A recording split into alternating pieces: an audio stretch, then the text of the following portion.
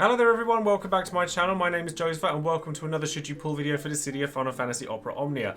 Now that we've just had Tidus, we have something of a little bit of a breather banner, I guess, with Reno's Lost Chapter, which will come along with Rosa's LD, before we start seeing the likes of Setzer turn up. But Rosa's not actually one to be underestimated, and this fight is one definitely worth going over because it's a recurring one back from when Reno first came out, and we had the nightmare of the Soul Cage variants that came with this fight, so we'll be fighting them again, but luckily this time it should be a little bit easier. But if you'd like to find out more about what Reno gets from his Lost Chapter, Rosa and her new LD, as well as the fight itself, then as always, stay tuned and keep on watching.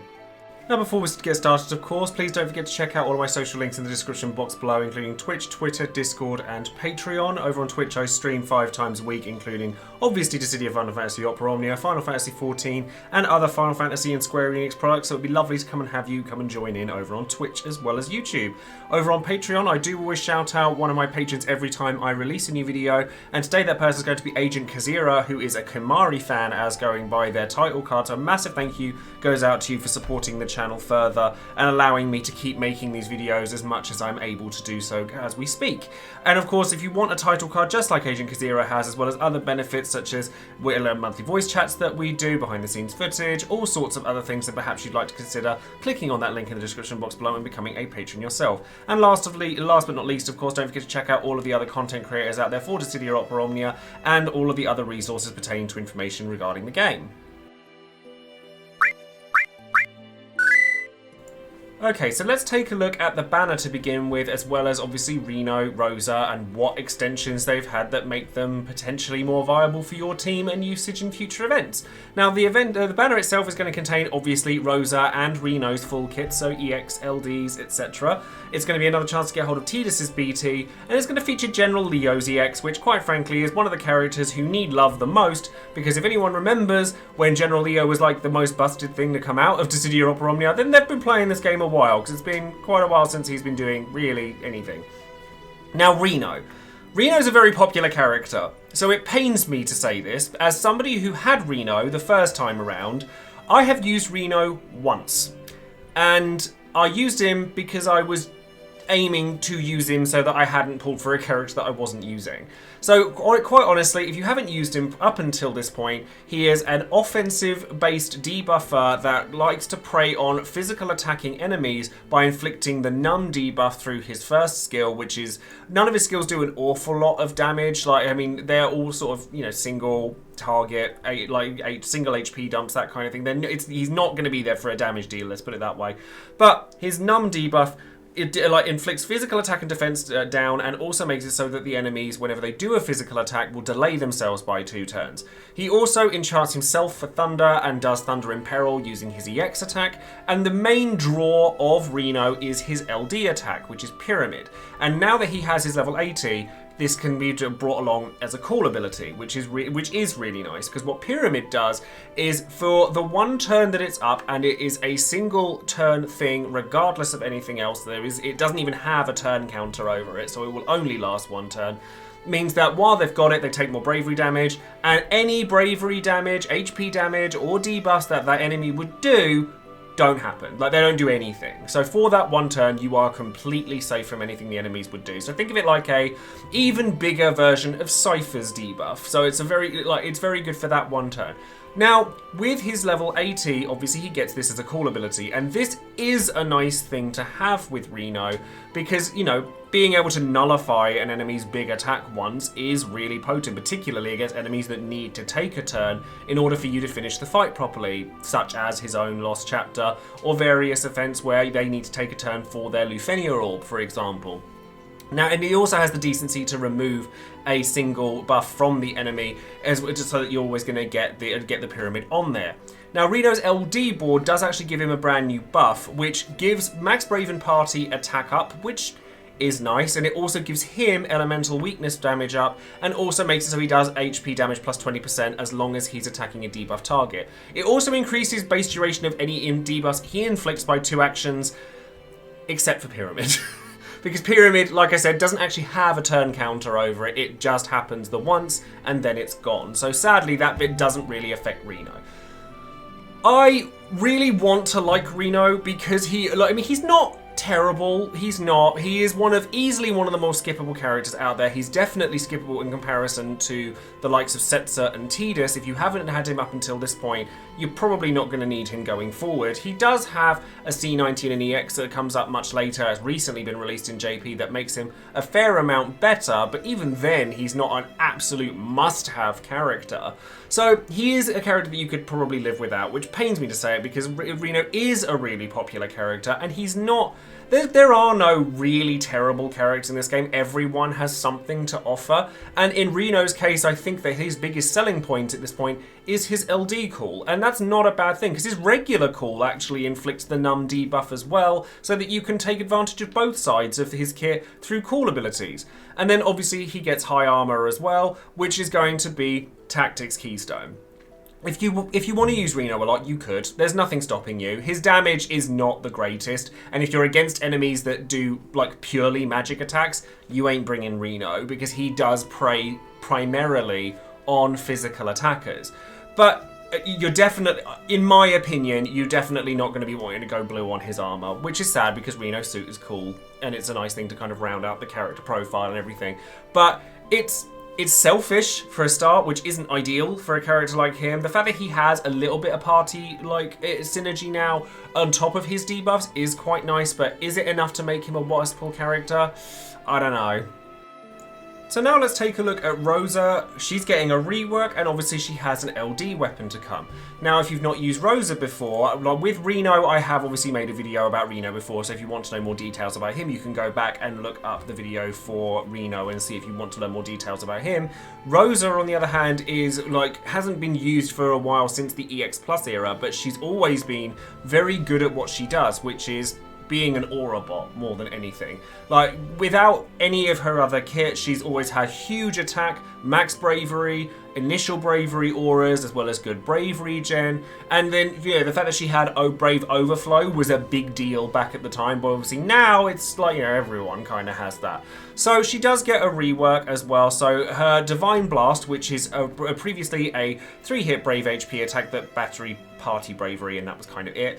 And then, but now it is a 5-hit Brave HP attack that does splash damage and also heals HP to the party. Because one of the issues that Rosa always used to have is that while she was really good at batterying the party and keeping them safe through her re-raise buff, she didn't actually heal very well, which was really weird for like this kind of character. But now she can heal a lot more efficiently through use of her reworked skills. Now, Prey would give the re-raise buff to the entire party, which meant that if you got KO'd, you would instantly be raised, which previously was a big problem because your score would take a huge hit, which meant realistically you never really wanted to use it. Now your punishment for being KO'd isn't quite as severe as it once was, so there is that to be said, but don't expect re-raise to go saving you from Lufenia orbs or anything anytime soon. You're still going to have to pay attention to everything. But Prey itself now heals the party in a burst manner similar to how Aerith does, and also doesn't count a total turn count. And it also gives her an HP plus that gives her bravery before she does her brave HP attack. That also bravery batteries the party. That's a hard phrase to say. Equal to the amount, or up to the amount of damage that she dealt. So it's more well-rounded than it was, but the real draw to Rosa's kit was the auras. Like, she had massive amounts of auras, and this is where her LD comes into play and actually gives her a lot more of them. So Blessed Archery is a double hitting Brave HP attack, so it does split damage. It also gives re-raise to the party, similar to how Prey does, and it also gives a new buff called Wish Fulfillment, which is a stack-based buff. And it also gives her a brand new Bravery attack, which is something that we'll come to in just a moment. But what she gets from Wish Fulfillment is a stack-based buff, which stacks depending on how many buffs the party currently has. Now, Rosa does provide 3 frame buffs to herself, and obviously re-raise to the party, so you're gonna want to pair her up with other buffers. Now, if you have a large number of these, then you can get up to 15% HP damage up for the party, 25% bravery damage up for the party, and more max overflow, and also in a similar vein to, say, like, you know, any other support character we've seen recently, like Serra or Porum, etc., you gain bravery after you've dealt HP damage, which gives you more safety depending on how many buffs you have. So ideally you want to have 10 or more buffs on your party at all times. This is much better for Rosa, like she's really good, but the thing with Rosa is that she was released just after Porum, and she's kind of like an intersection between like Serra and Porum, like somewhere between the two. Like she's still very good at batterying, she still has incredible auras that is now compounded by her LD, and her new bravery attack is actually not terrible. It's not incredible, but it's a 3-hit brave HP attack that does splash damage, and she gains some of the bravery back after it. So it's a nice spammable move. But the days of like HP plus and bravery plus spamming aren't really what they used to be unless they're really spectacular, like Queen or something like that. So realistically, it's just a nice attack to have. The reason that you'd be bringing her along is because you want all these buffs. But you have to ask yourself, especially if you already own Porum, are you going to bring Rosa and Porum to an event? Probably not in a party of 3 because your damage is going to suffer for it. Are you going to be bringing Rosa over Porum in most scenarios? Right now, probably not. Rosa does, however, have a bright future ahead of her. Like when she comes back with her C90 and her EX++, she gets significantly stronger. So this, for me, as far as I'm concerned, is more of a future investment because she is very good when she comes back around again. But right now, she's kind of like a nice sidestep to your Porum. So if you didn't manage to get her, or you didn't want to because you didn't particularly like her, then this is a nice character. You've got the safety because of re-raise. No, it's not quite as good as Party Last Stand because obviously you take a hit to your score when you get KO'd, but it's still a nice thing to have access to. And, you know, yes, alright, her damage isn't going to be particularly fantastic, but neither is Porum's. So I actually think that there is a lot to like about Rosa, and she's always done me very well whenever I've used her in the past, and I think her LD giving anyone that gives party bravery and HP damage up and safety on top of it is usually a plus in my book, so I'm tempted to throw some tickets at Rosa depending on, you know, what else is happening or whether Setzer is really nice to me or not, and that's as somebody who does own Porum and does own other support characters with healing capabilities and ability to keep the party alive. You know, she does pair up very well with other characters, like Warrior of Light, for example. She's very good at, like, sticking in that slot. But you just have to ask yourself, when it comes to this particular character, whether you would use her over your existing options. If the answer is yes, then by all means go in for her. So lastly, we're going to look at Rosa's call abilities and her high armor. Now, Rosa's call abilities are a little bit if you ask me. They're not anything particularly crazy. Like, having some of her aura is quite nice. You know, initial bravery, max bravery, attack up is kind of nice. And having re-raise to the other 2 party members, but not the caller, because Rosa gives it to herself and then leaves, is not ideal. But it's still HP regen for the other 2 party members. And then her LD call, it's alright. You know, it does add HP damage by 5% to the party and bravery damage, so it's like a nice intersection. Is she one that you're like an absolute staple, I'm going to use this in every fight, like Kurosame or Jack or Sephiroth or anything like that? No, probably not, but it's okay, and you're going to get healing off of it, especially off of the prey ability and things like that. Her high armor, however, she has access to the encouragement keystone and has 2 C slots. Now, I know that this doesn't make or break a character in this day and age, but it's definitely a nice thing to have if you want access to Paladin Cecil's C-spheres, because she does have access to a lot of bravery, party bravery battery, and and then, you know, she can take advantage of that quite nicely. Not only that, but she has party bravery HP limit, and the HP limit is by the full 15%, which is pretty nice, honestly. Now, would I go all in and just go in straight and get the blue armor? No, but I would at least consider picking up the regular Lufenia armor for her. I mean, at this point in time, it's very rare that you don't tend to pick up Lufenia armors all that often, but especially if you've saved up a lot in the early days like I did. But it is really good for her, and, you know, I think if you're planning on using Rosa a lot, especially if you plan on using her in the future when she comes back with her C90, then it's definitely a consideration.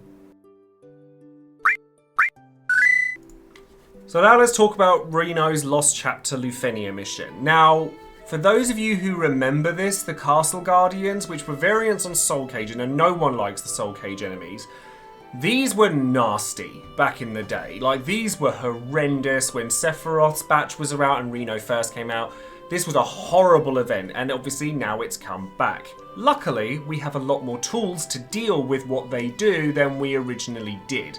So this is actually quite a unique Lufenia mission in that there isn't a Lufenia orb for it. Like, they actually never put one up. But it's got a very tight turn count on it of 65 turns, so those of you who have Tidus, use him. And at periodic amounts of HP loss, so 80%, 50%, 30%, and it's also their enrage mechanic as well, they will put mist around them that makes it so they have an HP poison aura, they take a lot less bravery and HP damage, and any attack, the next attack that they do is going to be a significantly stronger version of what they would have done before. Now, they've got some really nasty moves anyway. Like, like the wood spike that they do is a bravery attack, but it delays hugely to the character that he's putting on by, I think it's 6 turns. It's ridiculous. And then a lot of their moves like cleanse themselves of debuffs after they've done the attack. So AoE Brave HPs or single target multi-Brave HPs are the kinds of moves that you're going to expect when it comes to their mist attacks. They do also have a recast gauge. So really, the worst case scenario is that they are in their mist form when their recast gauge is about to go off, because that is probably going to kill you unless you do something pretty drastic. So you want to avoid that at all costs. The idea is that because their mist form falls off after they've taken their turn, you could either use Reno's Pyramid to just kind of go, nope, that's not going to do anything, or you would use Rosa to just re-raise straight after it. So that's what the character's there to do. However, you can get around this in multiple different ways. So instead of using Reno, they don't dispel your buffs, use Warrior of Light. Warrior of Light's Bitter End will help you out an awful lot here, particularly in combination with another character like Cecil, who reduces bravery damage, who also has healing in his kit, also increases your offenses. Cypher can do really well here. It's not quite as good as Pyramid, but his EX debuff makes it so that they can't deal HP damage, so that means that they're not going to do anything. You can also just outright sit there and go, I don't want to take damage, by way of things like Porum or Queen because of their party-wide last stand. Just be very careful of the fact that they do multiple HP dumps in their attack, so last stand might not necessarily save you on its own. And then once you've got that out of the way, it's literally insert damage dealer here. Most people are going to use Tidus. Most people are going to use Tidus because he's good with the turn count. But honestly, your biggest issue with this fight is, unless you're using Tidus, is going to be that turn count. One thing I will say is that Eld Nash ruins these guys, because it doesn't matter if they actually get to do the attack, as long as they get a turn. Then the mist form falls off. So you can use Eld Nash and just lock them down entirely. And because he gets so many free turns from his warp, etc., then that's going to come into play as well. You are obviously, off-turn damage with any kind of rush down, like 65 turn count or less, anything like that fight, you're going to want to be able to meet that turn count. So any kind of off-turn damage or instant turns or anything like that is going to work really well here. I imagine that the majority of players will just use Tidus as their damage dealer, because I know that so many people have already got Tidus, they're already going in for him. But if you're choosing not to use Tidus, there are plenty of other options there as well. This fight can be really nasty if you go in unprepared for it, because their attacks can be really nasty. But if you know what you're going in for, it's not nearly as bad as the first time we had it.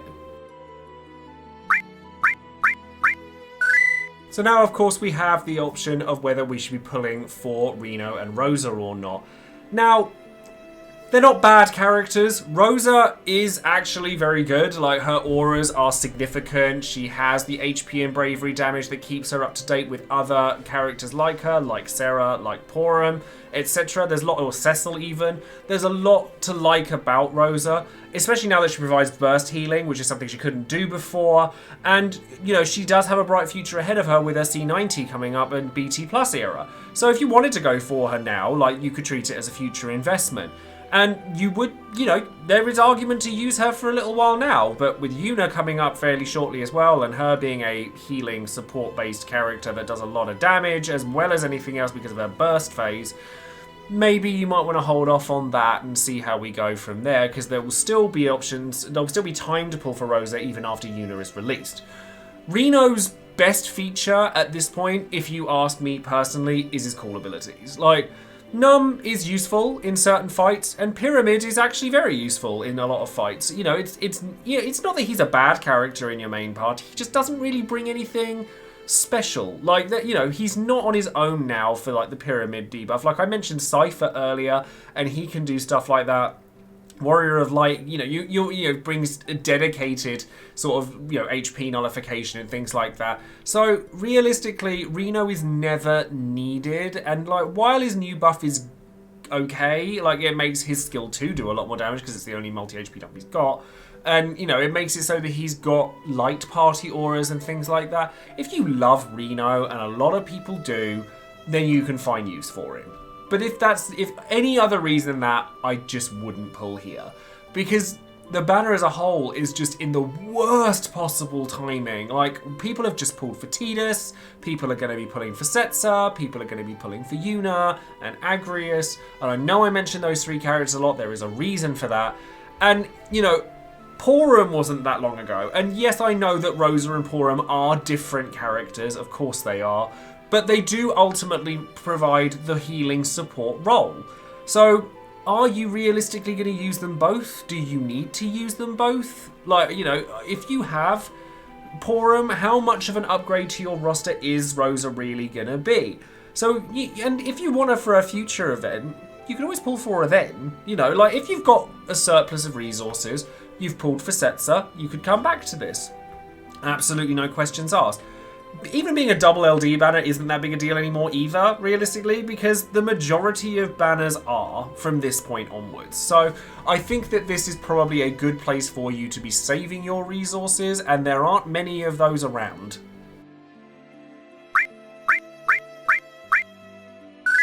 And finally, of course, it's time for Would You Pull, the section of the video where you, the viewer, get your chance to make your voice heard and let everyone else know whether you would or wouldn't pull on any given banner and why that might be the case. So once again, a massive thank you goes out to all of my patrons for casting their votes and their comments, and if you would like a full database of all of the comments that I get for Would You Pull, then perhaps you'd like to consider becoming a patron yourself, because I can only post so many comments during each of my videos. Now, much like the Tidus banner, this one probably doesn't come as much of a surprise to anybody. So, going into numbers, nobody is pulling on this banner with gems, and honestly, I can understand why. 35% of people have said that they're going to use 100 or more tickets, 18% of people said that they're going to use less than 100 tickets, and 47% of people said they were skipping on this banner. Now, I will say that I think people do underrate Rosa a little bit. I do think that she is, I mean, even within this video, I have compared her to the likes of Porum in the past, and I do think that she is different enough from Porum that she is definitely not a bad pull. Like, I definitely think that those who are spending over 100 tickets aren't wasting their tickets getting Rosa. She has a really good C90 down the line, and actually so does Reno, but, you know, he's not, he's the weird one. He's the one that's never really game-breaking, but he's always quite nice to have, whereas Rosa, when she comes back, actually is really quite good. So if you wanted a future investment, as I said earlier, then that's probably why I would be in that camp. I'm personally in the less than 100 tickets per like camp, because I would like to have Rosa and have access to her now, but that's on the back of the fact that I really liked using her all the way up until now. But we'll have to see her, you know, we'll see how it goes, because less than 100 tickets doesn't typically get me very much. Going into some of the comments though, ProtoMega007 says 100 and more tickets as I love Rosa since she's FF4. Her auras and buffs get stronger, with having 15% HP damage is great, even though I hate having to find a party with 10 buffs on it to enjoy it. Her C90 is fantastic, and it'll be fun to use her and her son together once he gets his rework and his BT. So there's actually 2 points I really like about this comment. It's, you know, Theodore, when he gets his BT plus, is going to round out a lot of FF4 fans, and, you know, he's actually a very cool character and works really well with Rosa.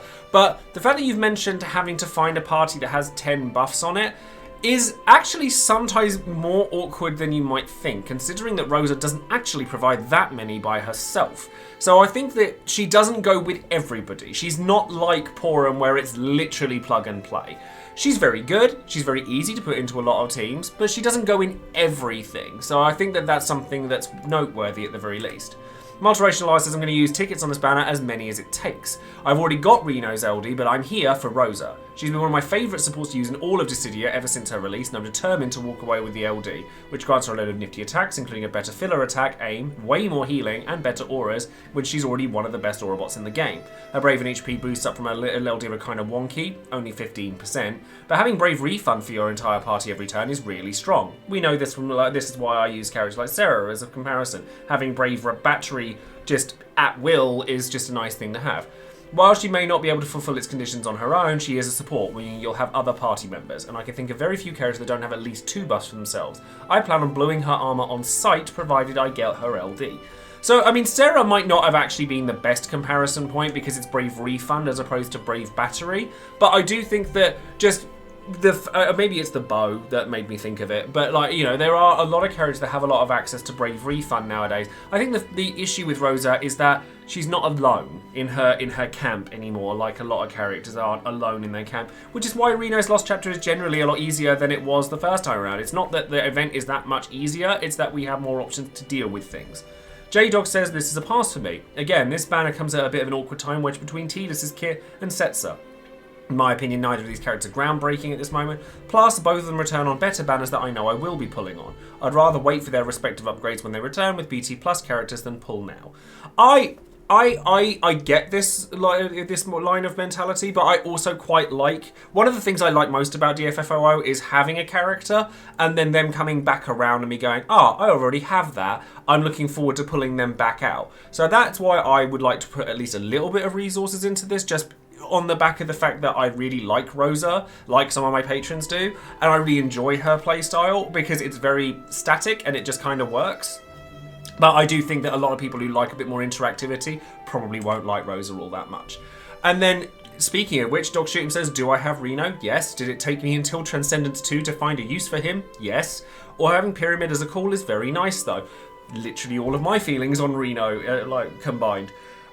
Rosa are a bit torn on. She gets very powerful with her C90 and reworked LD board layout down the line, and the Brave cashback effect is worth the cost of admission. However, she's got a play pattern that I just plain don't find interesting. Sorry Rosa, even with that sweet new costume, I think I'll pass. Speaking of that costume, if I do happen to get Rosa's LD, then I am probably going to want that because it is very nice. But I do think that like the cashback effect of the LD is like that, and the party Brave HP ups and stuff like that, and the auras, it all adds up to a really nice kit, but she is a tad boring. Like a lot of support characters are, like Aerith is fairly boring. It doesn't make her any less powerful, but she's a tad dull. Porum is a bit dull. You know, there are a lot of these support characters that are really good, but all they do is just stand there. So like if that's sort of the sort of thing that you don't particularly like, and you like a bit more interactivity, you're probably not gonna like Rosa. And then Reno, like I said, I've used him once since I've had him, and that was because I was actively using him to make it so that I hadn't never used him, and that is kind of speaks volumes for him a little bit. I don't know. Like I said, loads people who really want to use Reno probably can, but it's a shame that such a popular character doesn't scream play me like so many other characters other than him. So that's going to be all for today's video. Again, a massive thank you goes out to my patrons for their votes and their comments, and I have actually been asking my patrons some other questions to do with Dissidia Opera Omnia that are going to be featured in a video coming up very soon as well, so you'll have that to look forward to. Sound off in the comments below as to whether you're pulling on Rosa and Reno, or whether your resources have been exhausted by Tidus, or whether you're waiting for Setzer, which chances are most people are. And let me know what you guys think, and obviously don't forget to like the video, subscribe to the channel, and click the bell for notification on any future videos I might be making, and then that's going to be it from me. So a massive thank you again for watching, and I'll see you guys next time. Take care. Bye bye.